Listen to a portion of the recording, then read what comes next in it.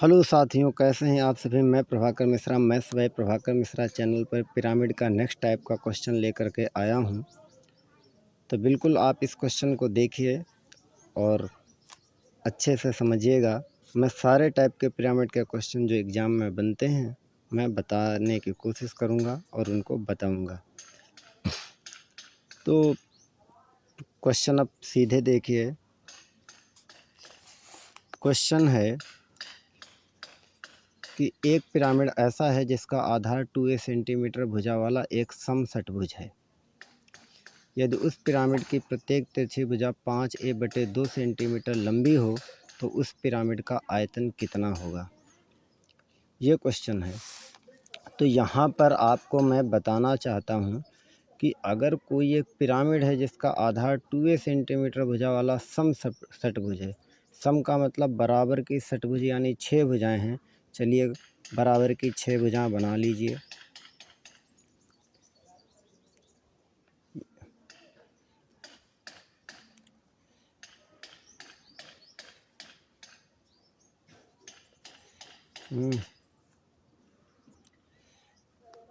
और उसका नाम हमने दे दिया ABCDE और F, ये बना लिया। अब उसके बाद में इसकी आधार 2a सेंटीमीटर भुजा वाला एक समषटभुज है। तो 2a सेंटीमीटर भुजा का मतलब AB हो, BC हो, ED हो, EF हो, सभी क्या हैं, 2a हैं। ठीक। पिरामिड बनता कैसे है।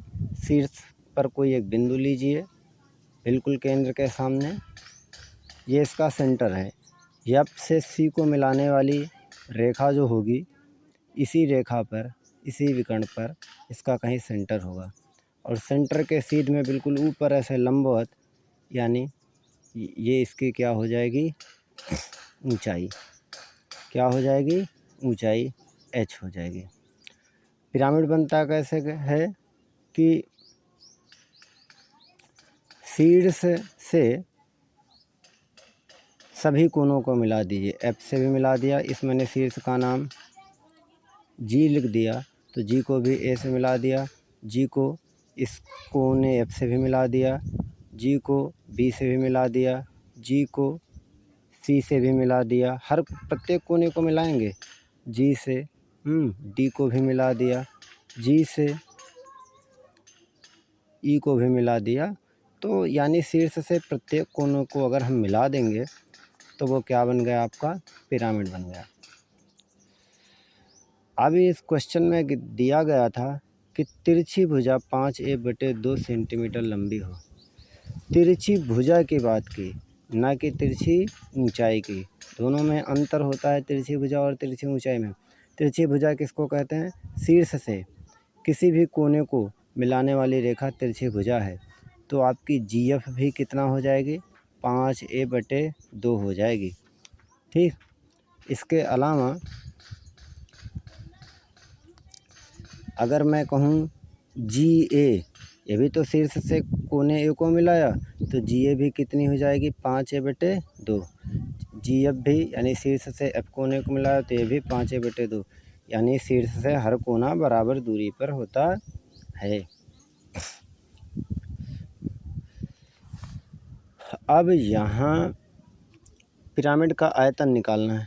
आयतन निकालने के लिए उसकी ऊंचाई पता होना चाहिए। तो आपने G से जब सीधे लंब डाला है तो उसके FC रेखा पर कहीं पर सेंटर होगा, और उस सेंटर का नाम हमने रख दिया, क्या मान लीजिए, O इसका क्या हो गया, सेंटर हो गया। अब अगर O सेंटर हो गया है तो आपको सबसे पहले GO यानी उसकी हाइट को निकालना है। अब एक चीज़ जिसको ना पता हो तो भैया जान लो कि ये जैसे षटभुज होता है, ये तो ये जो भुजा होती है ना, ये सामने वाली जो समांतर है ना उसका डबल होती है। या ये वाली कहें, जैसे मैंने AB इसका नाम दे दिया, अगर इसको CD नाम दे दूँ तो जो CD होगी वो AB की डबल होगी। और CD पर जो सेंटर होगा O, तो जितना CO होगा उतना ही AB होगी। तो समझ गए। तो आप जानते हो अगर AB भुजा की है 2A तो FC तो डबल होगी ना, 4A होगी। जब FC 4A होगी तो FO कितना होगी, उसका आधा, यानी FO भी कितना हो जाएगी, 2A ही हो जाएगी, क्योंकि AB BC सब 2A थे। तो FO भी 2A हो गई AB के बराबर। FC डबल हो जाएगी AB की, तो FO 2A हो गई। अब जैसे ही FO अगर 2A हुई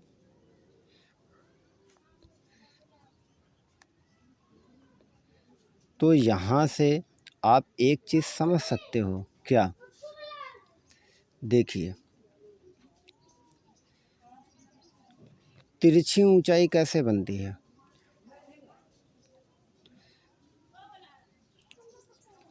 या आप ऐसे भी निकाल सकते हो, देखो ये है इसकी h, ये क्या है हाइट, ये कितनी है 5a/2 और ये कितना है 2a। तो इस फार्मूले से हम पाइथागोरस से कौन से त्रिभुज में, त्रिभुज FGO में, त्रिभुज FGO में पाइथागोरस प्रमेय लगा सकते हैं। त्रिभुज FGO में इस त्रिभुज देखिए FGO, ये है FGO, इसमें जो लंब है, ये लंब डाला हमने सीधे, तो लंब का स्क्वायर जो होगा वो होगा कर्ण, लंब का स्क्वायर बराबर कर्ण का स्क्वायर माइनस आधार का स्क्वायर। क्लियर। तो लंब है GO यानी स्मॉल h हमने कहा, तो उसका h का स्क्वायर ये बराबर हो जाएगा क्या, कर्ण का स्क्वायर यानी 5a/2 का स्क्वायर और माइनस के ये आधार 2a का स्क्वायर। अब इसको आप सॉल्व कीजिए तो हो जाएगा h² बराबर 5×25 a²/2 का स्क्वायर 4 माइनस के 4a²। तो ये 25 माइनस 16 यानी 9a²/4 हो जाएगा। ये किसकी वैल्यू h² के बराबर, तो h² आप इसको कह सकते थे 3a/2 का ये होल स्क्वायर है, यानी h यहाँ से निकल आया 3a/2। अब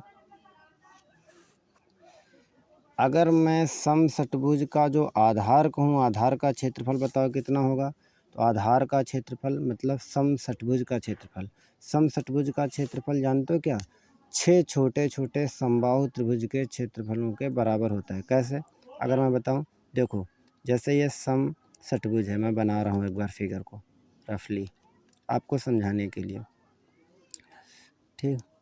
अब रफली अगर मैंने फिगर बनाया तो ये मैंने अगर इसका नाम ABCDE और F रखा और O सेंटर है, तो अगर AB को हमने स्मॉल a कहा तो FO भी स्मॉल a है और OC भी स्मॉल a, ठीक। अगर मैं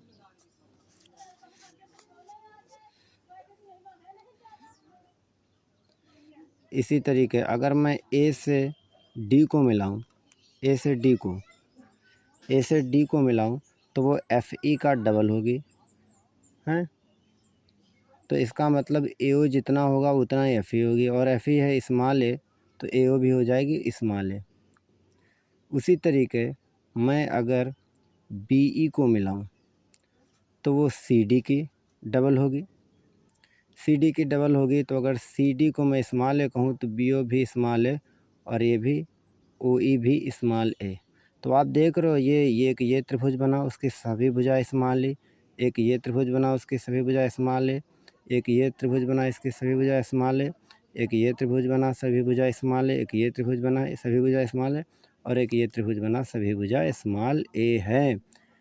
तो किसी समषटभुज का क्षेत्रफल मतलब 6 छोटे समबाहु त्रिभुजों के क्षेत्रफल के बराबर होगा, ठीक। तो अब हमें जो आयतन था वो अगर निकालना था पिरामिड का, तो पिरामिड का आयतन कैसे निकालते हैं, शंकु का आयतन से निकाल लो। क्या होता है शंकु का आयतन, 1/3, ठीक। पाई r² का मतलब होता है क्षेत्रफल। यहाँ पिरामिड में किसका क्षेत्रफल, आधार का क्षेत्रफल, आधार का क्षेत्रफल। ये पिरामिड का फार्मूला मैं शंकु के फार्मूले से देख सकता हूँ। और इंटू क्या 1/3 पाई आर स्क्वायर एच, यही तो शंकु का फार्मूला होता है आयतन का। तो यहाँ एच का मतलब यहाँ पिरामिड की ऊंचाई, ठीक।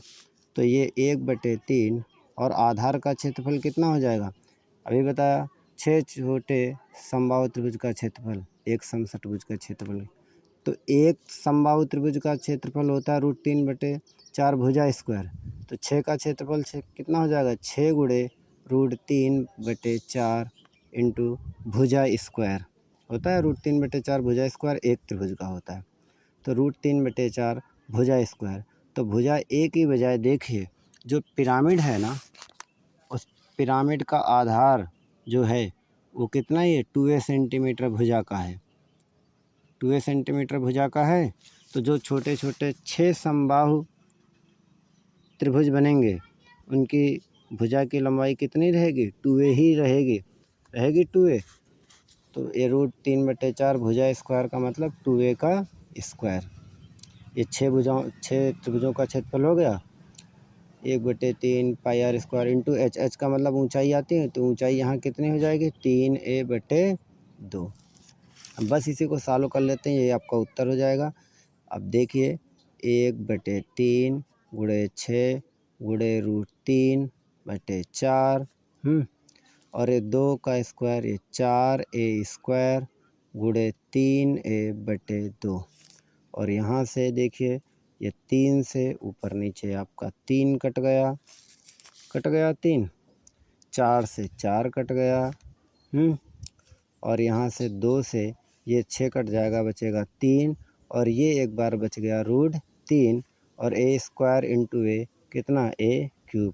तो 3√3a³, 3√3a³ यही इसका आयतन होगा और सेंटीमीटर क्यूब में होगा।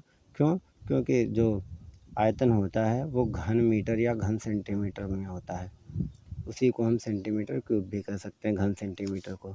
तो 3√3a³ और ये सेंटीमीटर क्यूब, और यही इसका क्या हो गया, आंसर हो गया। तो आशा करता हूँ ये क्वेश्चन सभी को समझ में आ गया होगा।